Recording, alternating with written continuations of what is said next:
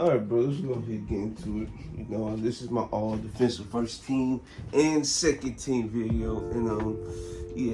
I've seen some lists that's been put out as of recently. I'm like, bro, y'all got y'all wrong. It should be automatic like 3 locks, which I'm about to get into. These are like very deserving candidates. I would not be surprised if other candidates I probably cannot remember or probably didn't meet the 65 game rule. For example, like OG Anunoby, he made it last year. I feel like on second team, but he unfortunately did not make it this year. You know how that's gonna work. But we still have deserving candidates and candidates we probably just haven't heard enough buzz from. I actually want to get into talking about them. All right, sorry about that. The video had cut out a little bit, so I just decided to reset. But let's go ahead and get into it. So my NBA first team locks is automatically going to be AD, Victor Wembanyama, and Rudy Gobert. So all 3 of these guys are in my defensive player of the year conversation, right? And I feel like it would be like quite odd to have either one of these guys outside the first team because first off, it's positionless, so why not have 3 big men in the first team discussion? And like I said in the defensive player of the year video, these guys all have unique cases. Victor Wembanyama, his rookie season already one of the elite rim protectors. AD, he's in my opinion the best defensive player in the league. And then you have Rudy Gobert, who's also an elite rim protector, and is the main reason why the Timberwolves are the #1 defense. And I have 2 more people I have on the list, and that is Herb Jones, and that also is Jaden McDaniels. Herb Jones, now the Pelicans defense has been like top 10 this year. And the main reason because of Herb Jones, his quick feet, his wingspan, he can just overwhelm defenders, especially since he can get over screens. And what's so crazy, he upped his 3-point percentage this year to 40%. So him and that shooting coach out there, I think his name like Vincent or something like that, he been putting in work, and you can see it obviously translating to the jump shot. You can tell it's like more like fluid. It's like it eliminate more 2 motion. It's like more like 1 motion shot. So that's good for Herb Jones in his career. And I was surprised that he was like, it took so long to sign him, re-sign him. And Jay McDaniels. Now, in my opinion, Herb Jones, I don't think did Jay McDaniels make it last year. I could be. I don't want to say he did then, but for surely if he did make it, he for surely should make him and Herb Jones. But yeah, Jay McDaniels, him. I know last year he was like top 3 or 5 in fouls this year. He improved because now he's top 14 and Herb Jones like the top 13, I believe. I feel like Rudy Gobert is up there as well. But yeah, that's actually a great improvement. Hopefully he can continue to stay out of foul trouble in the playoffs since they have a tough opponent coming up. So there's that. And we'll see how that goes for them.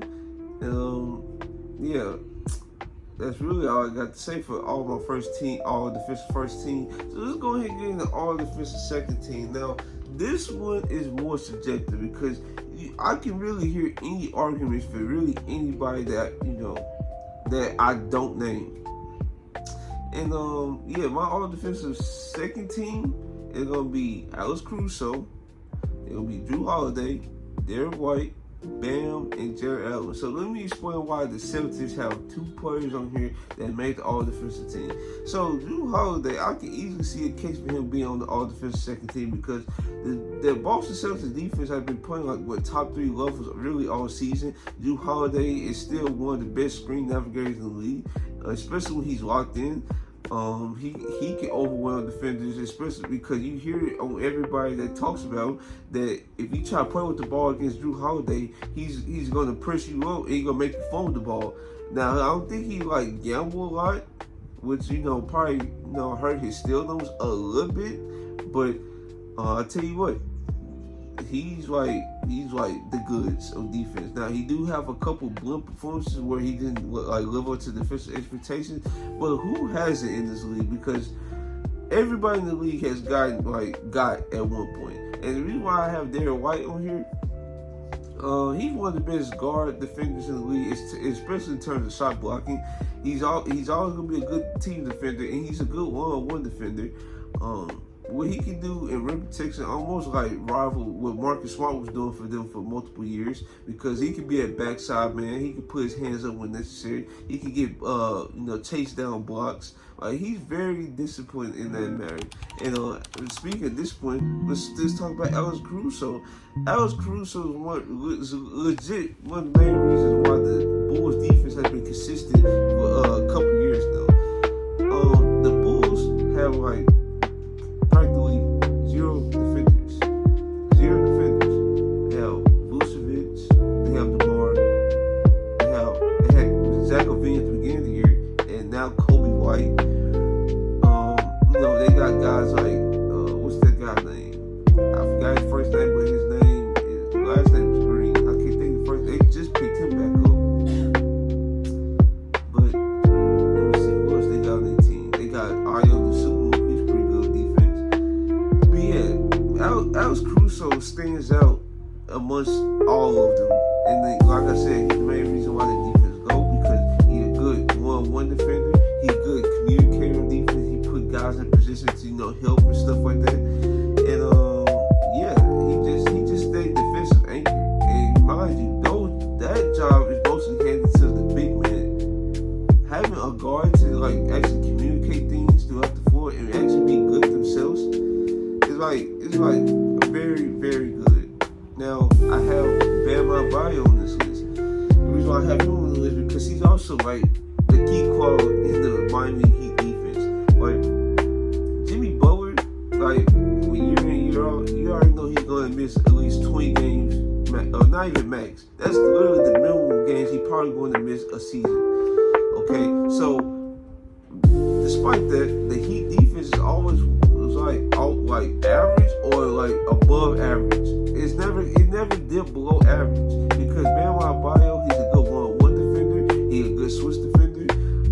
You try to bully him in the post, you're not gonna be able to do it as quite easily as you think. He's amazing on defense. I like the way he plays defense, and despite what the Heat do, I don't know what they gonna do in the off season. If they try to break you up, try to get rid of Jimmy or get rid of Bam or something. Bam, if he goes to a championship contender, their defense is definitely not gonna fall below top 5, especially if they already have key calls in defense themselves, right? Now, the next person on this list, now this could be really anybody. You could probably argue Chet, but I have Jared Allen on the list. Now, the reason why I have Jared Allen on the list because the Cavaliers, I feel like their defense was I thought they was gonna falter once Evan Mobley went down, but once you look at the defensive number, you look like, oh well, they didn't falter like that. Jared Allen, he's very underrated. Well, I say he's very underrated, but if I had to choose, he'd probably rated in most cases, because I feel like this is a good big man. He's a good lobster. His defensive awareness and communication is great. Now he do get dunked on a lot, but listen, he's a rim protector. He's going to try at any chance to get a contest or a block, and it happens. And then he's also a great switch defender, because he got the movement skills. That he's not stiff. He can move side to side, and you will feel comfortable having Jared Allen in space. And that will wrap up my all defensive first and second team. Let me know what guys I left out, what guys should have made. I can see I can see a case for Chet Holmgren. I can see a case for Aaron Gordon. I can see a case for KCP. I can see multiple cases for these players. And if I had to choose a person to be man out for one of these guys, it'd probably be Jrue Holiday, because then I put either KCP or Aaron Gordon or Chet Holmgren on the list. So if you guys like this video, comment, subscribe, and this your boy Terrell, and I'm out.